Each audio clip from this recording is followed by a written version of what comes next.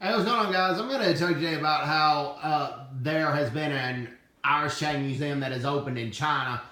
It is open in Hainan in the Jiangsu province. That was the hometown of one of Iris Chang's grandfathers. And the family, her parents, who are still alive today, her dad's a retired physics professor, and her mom is a retired microbiology researcher. They both live in the San Jose area. They donated countless documents that Iris Chang had and researched, her letters, her memoirs, to this museum. And the museum houses like a life-size wax figure of Iris Chang. And this needed to be done because Iris Chang really made sure that the world knew about the rape of Nanking, where 300,000 Chinese civilians died at the hand of Japanese soldiers. And I think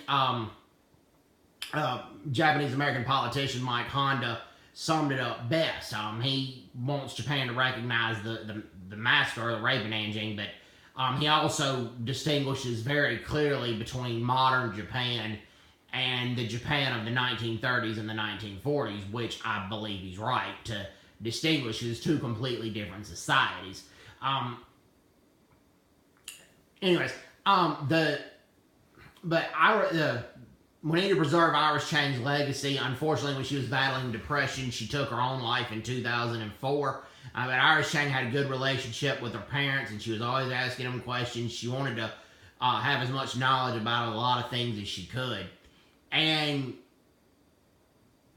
the rape of Nanking goes into details, and one of the things she talks about in the book and also in press conferences that Chinese women as old as 80 were raped by Imperial Japanese soldiers, and girls as young as 8 years old were raped by Imperial Japanese soldiers, which was a sick, sadistic thing. Also, there were competitions between two Japanese junior officers to see how many Chinese civilians they could behead, who could behead at least 100 Chinese civilians in the shortest amount of time. And that kind of stuff was very commonplace. And Bob Wilson, who was an American surgeon, had a hospital in the Western Safety Zone. Well, a lot of the Chinese civilians that he treated had bullet holes in their back. He could tell they were being shot running away. They weren't being shot trying to attack Japanese soldiers. The Imperial Japanese soldiers shot them anyway.